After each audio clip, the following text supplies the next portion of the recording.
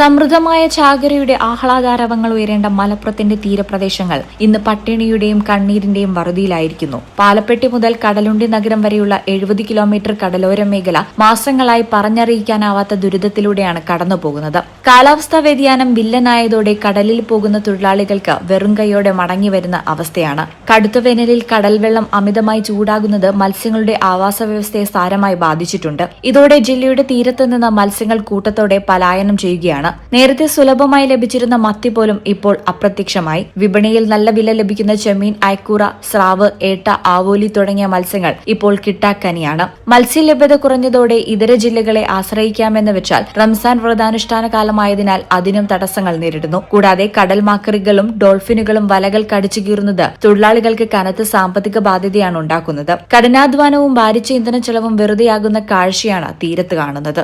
മത്സ്യബന്ധന മേഖലയുമായി നേരിട്ടും അല്ലാതെയും ബന്ധപ്പെട്ട് പ്രവർത്തിക്കുന്ന ചുമട്ടുതൊഴിലാളികൾ, മീൻ ചാപ്പകളിലെ തൊഴിലാളികൾ, അനുബന്ധ വ്യാപാര സ്ഥാപനങ്ങൾ എന്നിവയെല്ലാം സ്തംഭനത്തിലാണ്. യന്ത്രവൽകൃത വള്ളങ്ങൾക്കുള്ള മണ്ണെണ്ണ ക്വാട്ട വെട്ടിക്കുറച്ചതും വില വർദ്ധിപ്പിച്ചതും ഈ മേഖലയ്ക്ക് ഇരുട്ടടിയായി. കടൽ കനിഞ്ഞില്ലെങ്കിൽ വരാനിരിക്കുന്ന പെരുന്നാൾ ആഘോഷങ്ങൾക്കും പൊലിമ കുറയുമെന്ന ആശങ്കയിലാണ് കടലിന്റെ മക്കൾ. ജൂൺ, ജൂലൈ മാസങ്ങളിൽ കാലവർഷം എത്തുന്നതോടെ കടലാക്രമണം കൂടിയുണ്ടായാൽ ദുരിതം ഇരട്ടിയാകുമോ എന്ന ഭീതിയും തീരദേശവാസികൾക്കുണ്ട്.